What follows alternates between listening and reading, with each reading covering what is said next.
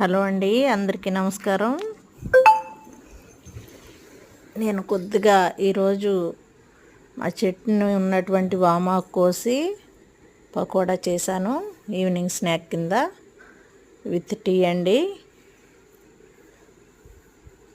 చూసారా ఏ విధంగా వచ్చిందో? ఈ విధంగా వామాకుతో పకోడా చేసుకుని తినొచ్చు. చాలా హెల్తీగా ఉంటుందండి. వామాకు పకోడా కూడా టేస్టీగా ఉంటుంది. హెల్త్ బెనిఫిట్స్ కూడా చాలా ఎక్కువ ఉంటాయి. Please subscribe.